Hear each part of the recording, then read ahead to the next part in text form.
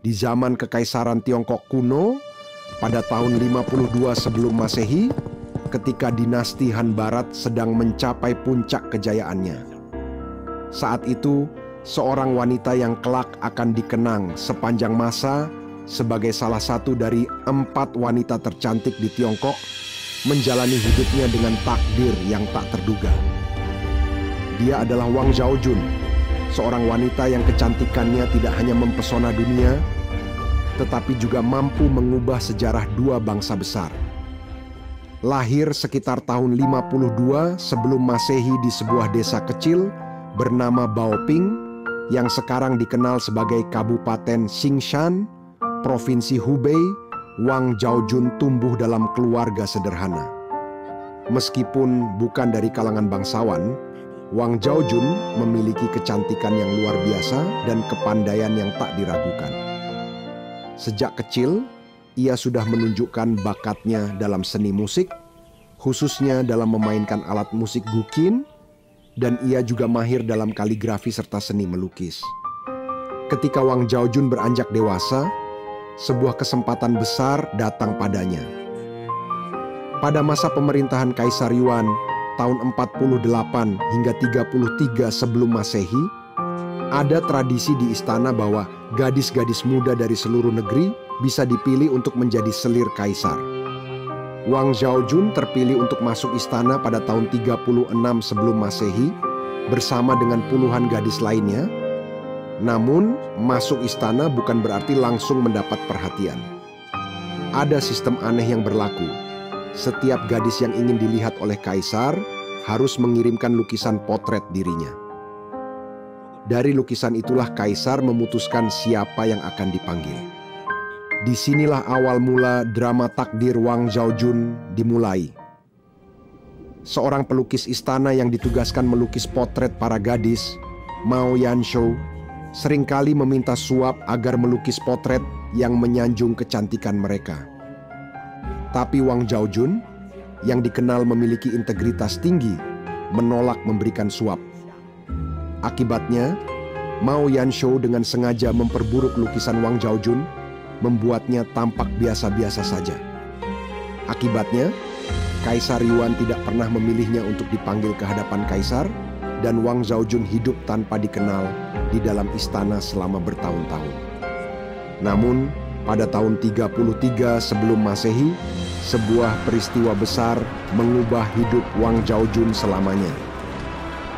Pada masa itu, bangsa Xiongnu yang merupakan salah satu suku besar di utara Tiongkok yang seringkali berada dalam konflik dengan dinasti Han. Pemimpin mereka, Hu Hanye Chanyu, datang ke istana Han untuk memperkuat hubungan diplomatik. Sebagai bentuk aliansi politik, dia meminta seorang putri dari dinasti Han untuk dijadikan istrinya. Namun, Kaisar Yuan tidak ingin mengorbankan putri kandungnya, sehingga dia memutuskan untuk memilih salah satu selir istana. Setelah kaisar memilih dan memilah dari lukisan para selir, akhirnya pilihan jatuh pada Wang Zhaojun. Ketika Wang Zhaojun dibawa ke hadapan kaisar untuk pertama kalinya, Kaisar Yuan akhirnya melihat Wang Zhaojun. Dia sangat terkejut. Kecantikannya yang luar biasa tidak sesuai dengan lukisan yang pernah dilihatnya. Kaisar menyesali keputusannya, tapi semuanya sudah terlambat. Demi menjaga hubungan damai dengan bangsa Xiongnu, Wang Zhaojun harus menerima takdirnya. Pada musim gugur tahun 33 sebelum Masehi, Wang Zhaojun berangkat ke perbatasan utara Tiongkok untuk menikah dengan Hu Hanye Chanyu. Perjalanan Wang Zhaojun menuju tanah Xiongnu adalah salah satu momen paling bersejarah. Menurut legenda, setiap langkah yang dia ambil di sepanjang perjalanan menyebabkan dedaunan jatuh dan burung-burung pun terbang rendah seakan terpikat oleh kecantikannya.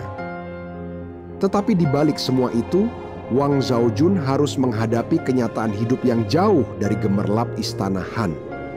Hidup di padang stepa di antara orang-orang Xiongnu yang kehidupannya sangat berbeda, Wang Zhaojun tidak hanya harus beradaptasi secara budaya, tetapi juga memainkan peran penting dalam menjaga perdamaian antar bangsa. Setelah menikah dengan Huhanye Chanyu, Wang Zhaojun diberi gelar Ning Huyanzi yang berarti selir pembawa kedamaian. Gelar ini mencerminkan misinya untuk menciptakan stabilitas di perbatasan utara Tiongkok.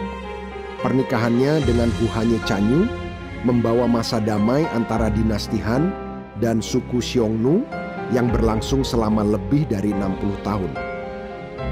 Ini adalah pencapaian yang luar biasa dalam sejarah, mengingat hubungan kedua bangsa sebelumnya sering diwarnai konflik berdarah. Namun, kehidupan Wang Zhaojun tidak sepenuhnya bahagia. Pada tahun 31 sebelum Masehi, hanya 2 tahun setelah pernikahan mereka, Huhanye Chanyu meninggal dunia. Sesuai dengan tradisi Xiongnu, Wang Zhaojun harus menikah dengan putra tertua suaminya, Fuzulei Ruodi, sebagai bentuk penghormatan terhadap adat istiadat suku tersebut. Bagi banyak orang, ini mungkin terlihat sebagai nasib yang kejam, tetapi Wang Zhaojun menerima takdirnya dengan lapang dada demi menjaga perdamaian yang telah ia ciptakan. Wang Zhaojun kemudian hidup di tanah Xiongnu hingga akhir hayatnya. Meskipun jauh dari tanah kelahirannya, pengaruhnya dalam menjaga perdamaian antara dinasti Han dan Xiongnu tidak pernah pudar. Dia memiliki beberapa anak dari pernikahannya yang kemudian melanjutkan upaya untuk menjaga hubungan baik antara kedua bangsa.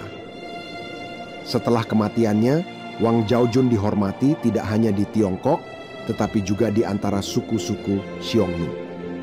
Makamnya yang terletak di dekat Sungai Ordos dikenal sebagai Makam Zhaojun, dan hingga hari ini tempat tersebut masih menjadi salah satu situs sejarah paling penting yang selalu dikunjungi oleh wisatawan dan para sejarawan.